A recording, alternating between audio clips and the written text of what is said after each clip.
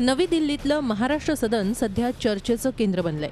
इथल्या गैरसुविधा, निवासी आयुक्त बिपिन मलिक यांची मुजोरी आणि त्याविरुद्ध शिवसेना खासदारांचा झालेला उद्रेक याबाबत गुरुवारीही राज्यसभेत चर्चा झाली। काँग्रेस, समाजवादी पार्टी आणि डावे पक्ष यांनी हा मुद्दा राज्यसभेत उपस्थित केला। याबाबत चौकशी करून संसदेला माहिती देण्यात येईल असं सरकारतर्फे स्पष्ट करण्यात आलं। It has happened in the premises of a particular state government bhavan, and so we have to find out the full details and then only respond. We have a stated business today. Let us complete that business. I assure you by tomorrow we will come back. तर दुसरीकडे आक्रमक होत शिवसेनेनं निवासी आयुक्त बिपिन मलिक यांच्या हकालपट्टीची मागणी केली आहे। सार्वजनिक बांधकाम मंत्री छगन भुजबळ यांनाही शिवसेनेनं लक्ष्य केलं।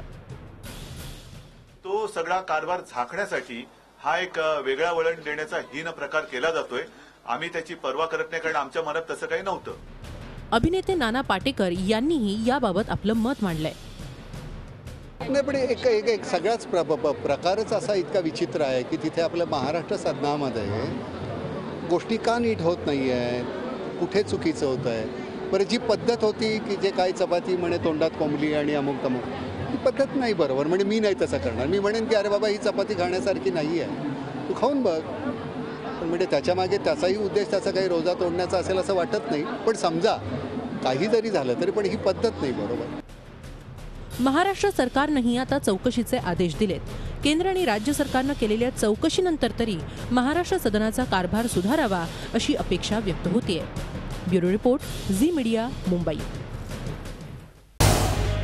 झी 24 तास रहा एक पाऊल पुढे।